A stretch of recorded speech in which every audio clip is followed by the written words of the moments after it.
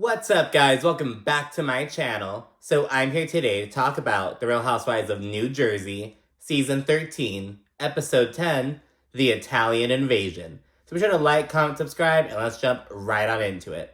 So this episode begins with Danielle and Melissa linking up at Melissa's little boutique Envy. She's gonna have like a little shopping event, and Danielle's gonna have a little pop-up shop. So she comes in with some of her bougie kids attire, and on the after show, she kind of pointed, I didn't even notice this when I was watching.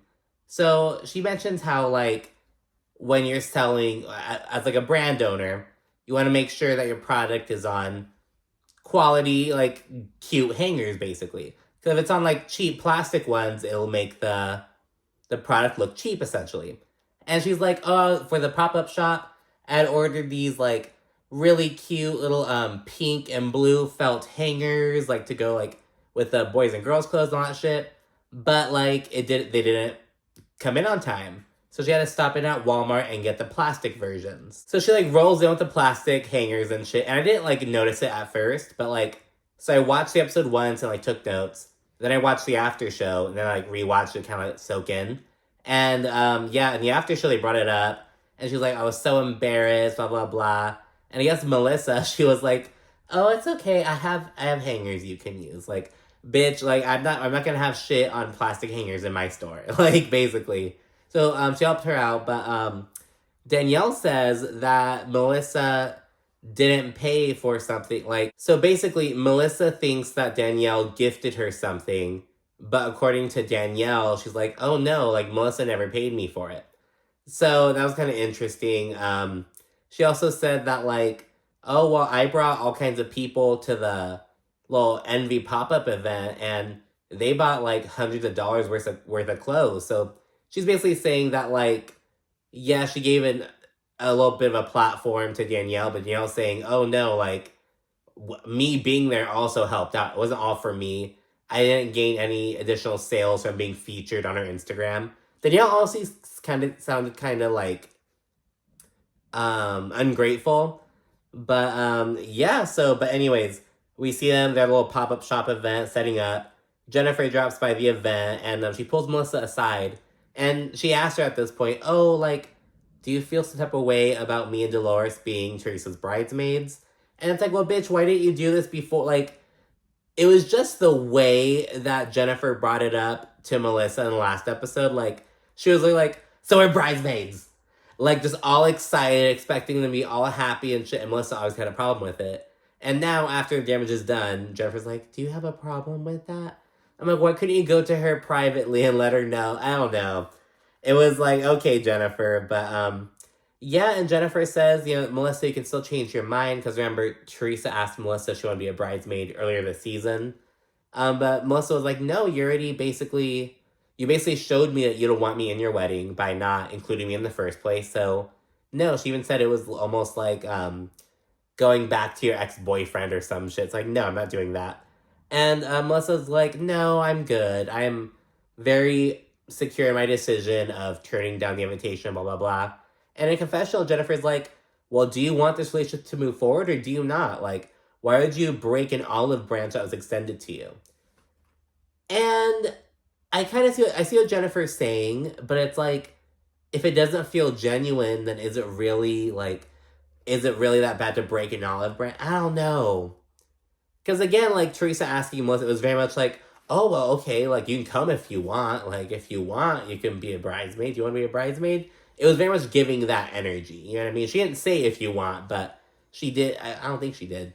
But it very much gave that energy. But Melissa says, you know, she was trying to, like, suppress any anger or disappointment she may have and just, like, really enjoy the Ireland trip. Because remember, the Ireland trip is also, it's a cast trip. It's actually the first non-USA cast trip for New Jersey since, like, 2019 when they went to Jamaica. So yeah, it's the first international trip in a minute, but it's also Teresa's little bridal shower, little bachelorette party, excuse me. So yeah, then they segue discussing Danielle and her situation with Rachel, because it got pretty heated at the little coffee ground reader event. And Danielle says that Rachel is a rat who twisted, like, basically just turned on her real quick.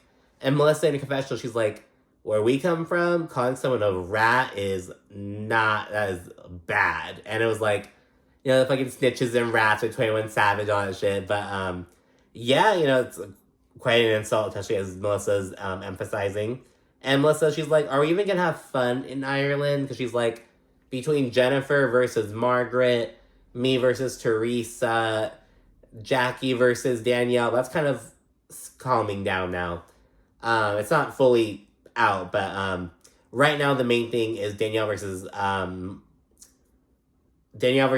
I was like, what's that bitch's name? I was like, Danielle versus Rachel, and also kind of Danielle versus Margaret. So like all this little interwoven drama, which I'm enjoying as a viewer, but Melissa's like, are we gonna have a good time in Ireland? But we know how this shit goes. Then we see the new day, there's a little packing montage. Dolores and Paul, they're chilling with his brother and sister-in-law, and they like live in Ireland. So we know that Paul was Irish, but I guess he's like from Ireland Irish. Like he's not like, you know, like an American of Irish descent. You know what I mean? Like he's like an American who's lived in Ireland. His family lives in Ireland. But yeah, and she says that like, so remember Dolores, her whole idea for doing the cast trip in Ireland came from Paul taking her to this castle on Valentine's Day. And on the way over there, they stopped by and saw his entire family. She got to meet his mother, and yeah, she also said that like his family reminds her a lot of her family. It's really like traditional, close, all that stuff. So it was kind of really cute. We then flash between all the ladies just kind of recalling the tainted coffee reader event. Margaret says that Jennifer is like really fucking with people's emotions. She's like, how like disgusting it is that Jennifer planned this whole event just to, you know, try to discredit me. And she's like, she's, you know, over here telling people positive shit, and it's all a sham. So Margaret's going off about that. Melissa says it's clear as day that Jennifer prepped her. But Jennifer's sticking to her story. She's like, no, she's just good at her job.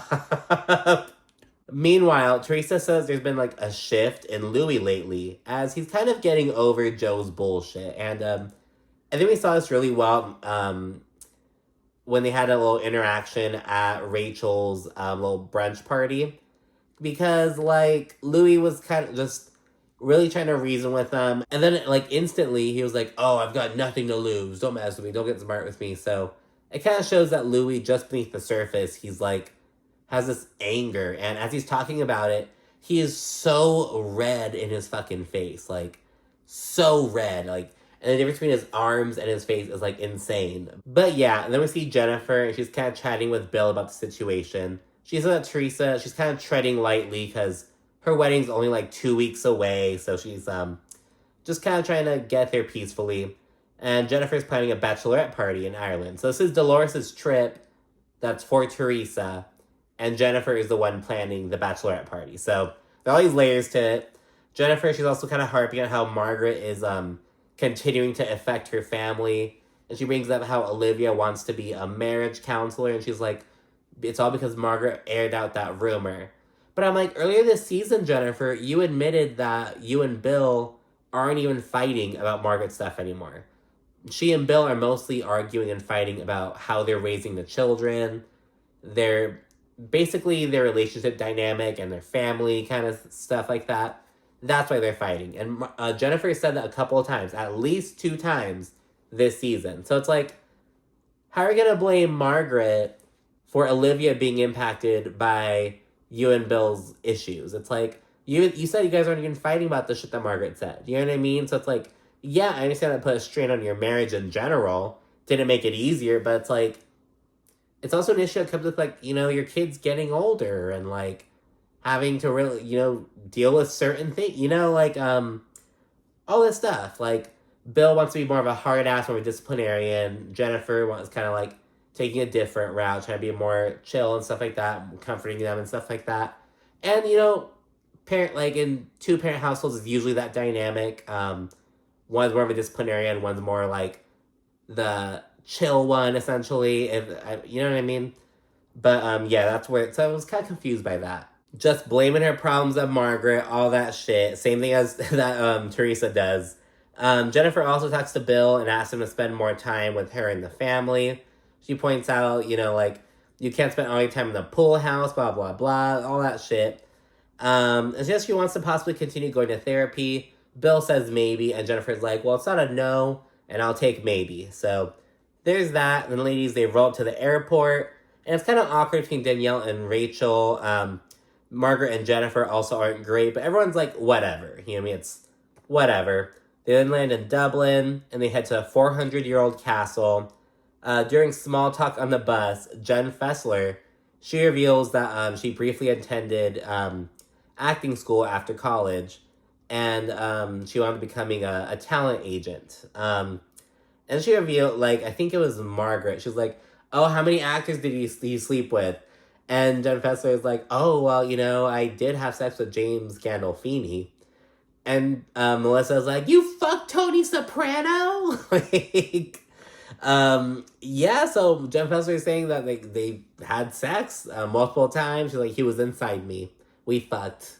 And she also says that after he passed away in 2013, she was all sad. And her husband was like, you know that you didn't date him, right? And she's like, she even says, like, we just had sex. She says that, like, he was the one who got away, but who was never really hers at all.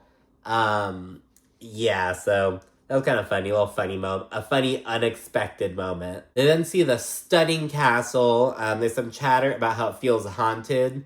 Fucking Melissa. She's like, I'm always afraid that my dad's gonna come and give me a message.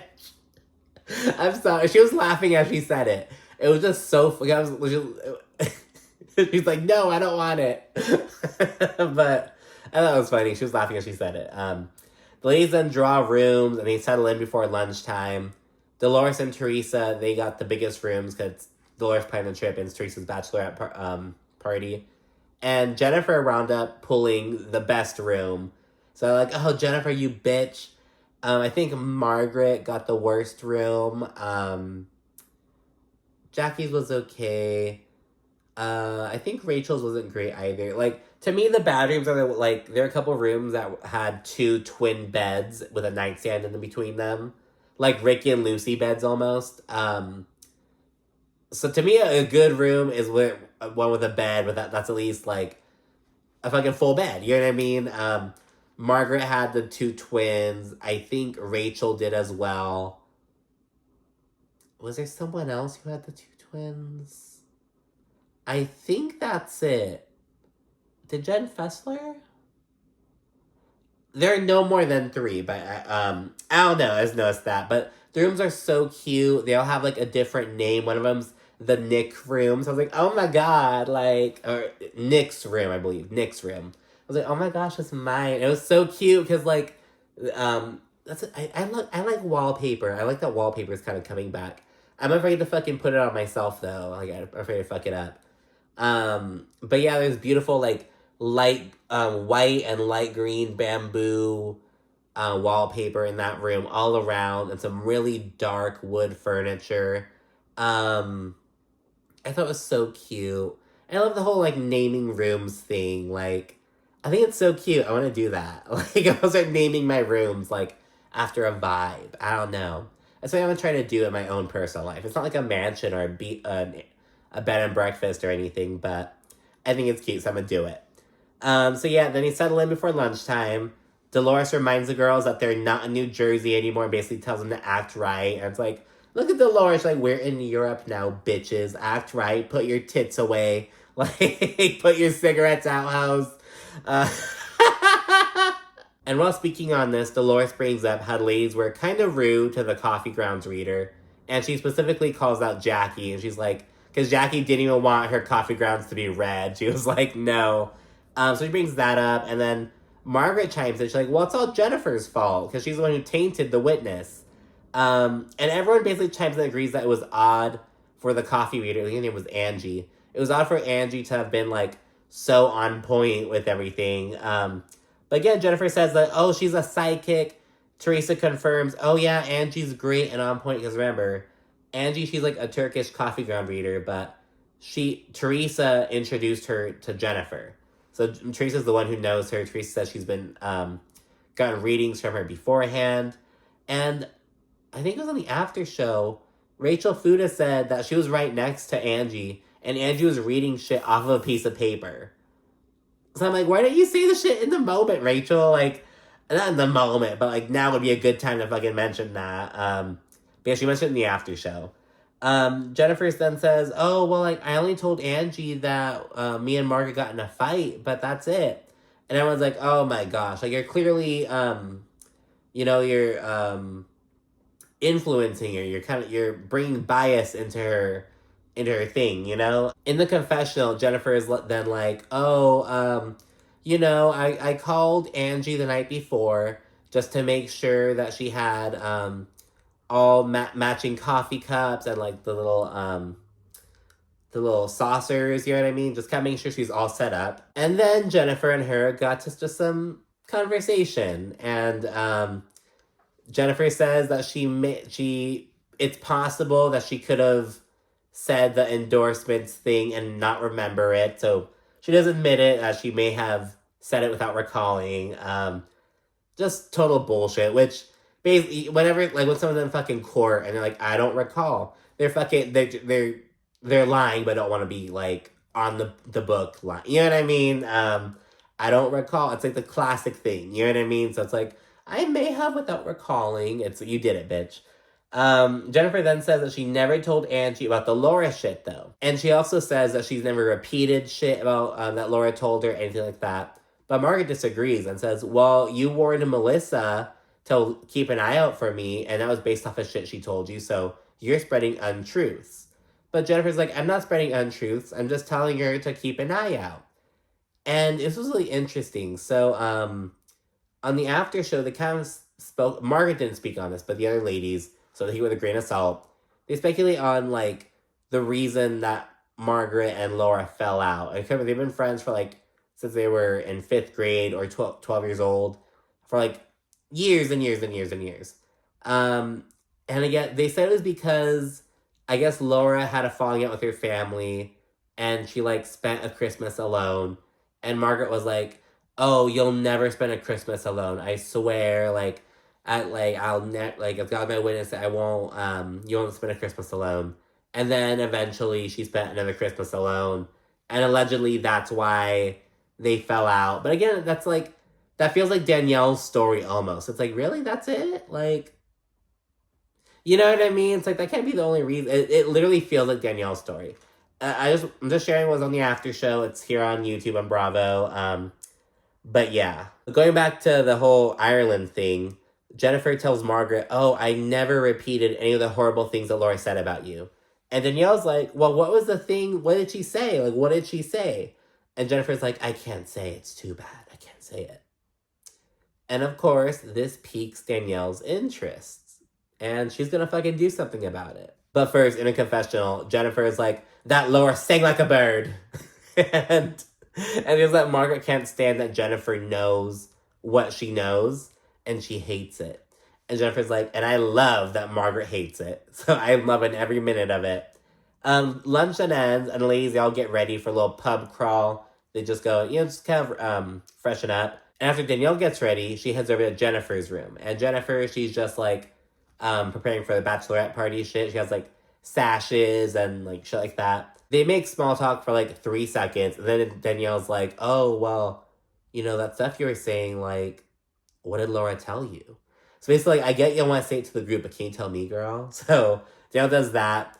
Jennifer says that she can't tell it because it involves a family. And she also mentions that it's like a similar kind of situation to like how Margaret, she aired out how Bill cheated on Jennifer back in the day. So like it's kind of similar to that. Like if I tell this rumor, I'd be Margaret in that situation. And she's like, I can't do that. It's too horrible. It's extremely similar to what Margaret did to her. Danielle then asks if it's about someone in the friend group. And Jennifer says it's about someone who they all know. And Jennifer says that she and Teresa swore that they wouldn't say anything. And this somehow causes Danielle to guess that it's about Melissa. And Jennifer doesn't deny this. She just kind of looks down like it's about Melissa. So Danielle figures that out. And she then says that she basically just spills it at this point. And she tells Danielle that Margaret told Laura a rumor about Melissa getting caught making out with some dude in the back of a car.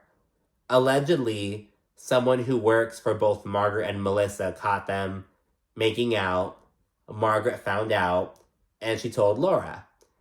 And so that's why after Jennifer met up with Laura, she warned Melissa, watch out for Margaret. Because allegedly, Margaret is holding on to this rumor. And well, kind of spreading it in a way. She spread it to Laura, but, you know, this is her best friend since they were, like, pre-teens. You know what I mean? Like, of course she's gonna tell her that shit. Danielle's shocked. She says that, wow, Margaret really does have an arsenal. She's like, holy shit. And then Jennifer says that Laura did not want to tell them. She was like, no, it'll destroy Melissa, blah, blah, blah. But Teresa was like, no, I want to know. Tell me. So, yeah, Teresa heard that. And Jennifer says that Teresa believes it. And she's pissed the fuck off. And because Jennifer says this, Danielle, like the good fucking detective she is, she deduces that, like, oh, could this possibly be why Teresa didn't invite Melissa to be one of her bridesmaids? And Jennifer just says she was very mad. So, really interesting. Danielle says that she won't say anything. She said that she should have stayed out of it. She wishes she hadn't heard it and hadn't asked because now she's in the middle. And it's like, bitch, what are you in the middle of? You don't like Margaret. Like, Melissa, you kind of like you don't really know her that well. You know, remember, Rachel and Melissa came out as friends. Danielle came out as friends with Teresa. She's cool with Jennifer. But yeah, and then the ladies pregame, and they head out for Teresa's bachelorette party. And at the first stop, ladies, they kind of discuss sending nudes to their husband, just kind of in conversation. Danielle, she takes a picture of, like, not really her cleavage, but, like, this area, essentially. You know what I mean? Like, not really here, but, like, kind of just here on the side a little bit. Takes a picture, and she's like, I bet you, like, do you think if you sent this picture to Joe, he would know that it's not you? Melissa's like, I don't know. So they do it. Like, Danielle takes that picture, sends it to Melissa. Melissa sends it to Joe. And then Joe's like, oh, like, who is that? And at first it was kind of random. It's like, well, what the fuck was the point of that? In the confessional, Danielle, she's like, okay, well, like, she basically says that it was like a test almost. Like, oh, well, Joe still recognizes Melissa's bubbies. You know, that's a good sign. Basically, like, a good sign that their marriage is good, essentially. Whatever. Teresa's wedding then comes up in conversation because, of course, this is their bachelorette trip, yada, yada, yada. Jennifer and Dolores, they kind of bring up their bridesmaid dresses, talk about how pretty they are, all that shit. And this prompts Jenn Fessler to be like, oh, Teresa, like, why did you choose Dolores and Jennifer? Like, what prompted you to do that? And Teresa says that they've just been super supportive of her and Louis, all this stuff. And Teresa admits, though, that she was kind of afraid to ask them because she didn't want to cause more issues with Joe. She was like, oh, you know, because I already didn't invite Melissa's mom. That caused issues. I didn't want to cause more issues. Like, you didn't ask Melissa to be your bride. We were asking these other girls. So she kind of shares that. And while on the subject, Teresa says, oh, no, like, I didn't invite your mom because there were issues back in the day. And in response, Melissa says, oh, well, back in the day, me and you had issues. We weren't talking either, but you invited me. And Jennifer fucking chimes in, and she's like, yeah, but you were invited out of obligation.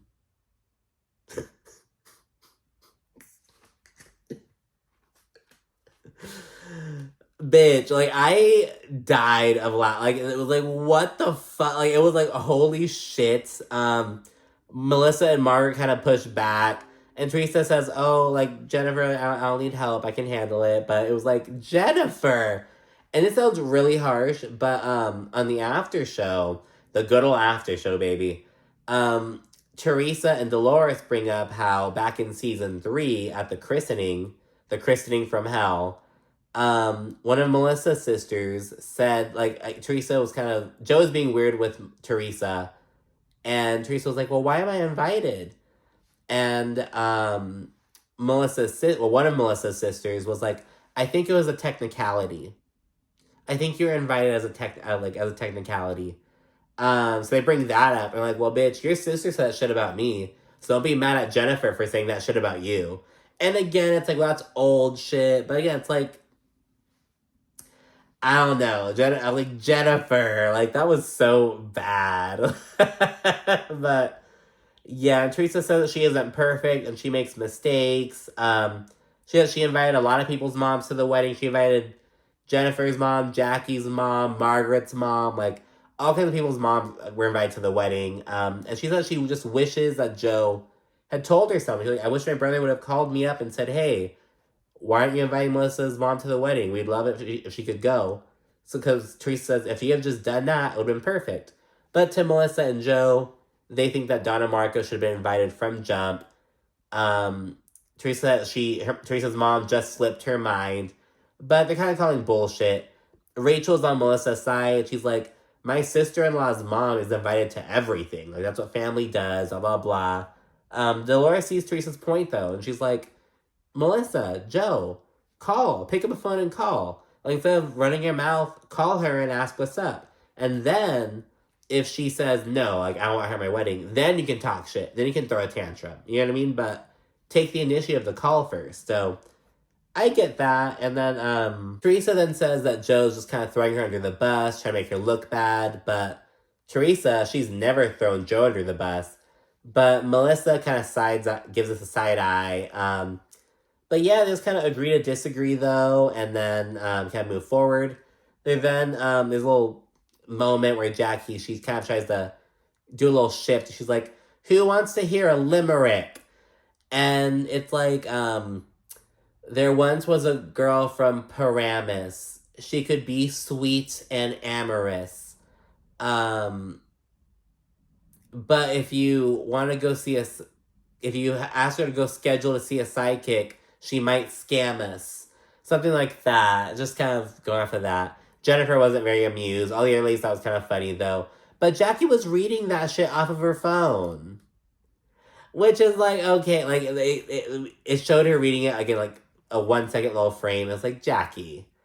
Jenn Fessler completely upstaged her, though. Because she's like, I got one. And she's like, there once was a girl by the last name Fuda. Sometimes she'd be in a bad mooda. And if you want to talk about her nose, like some of those other hoes, she says, yo bitches, screw ya. And that was completely off the top of her head, wasn't reading shit right then and there. She's like, I could do this all day. And I love that. Like, I gotta take a second to kind of process shit, you know what I mean? So, like, I really admire when someone can just be on their toes like that, be kind of humorous, like, off the cuff. I'm trying to get better. I kind of had that at a meeting the other day, on this Monday, actually. I was at a meeting, and the head of content said something, and it was kind of like, I went off of it real quickly, real nicely. I was like, oh, smooth, good job.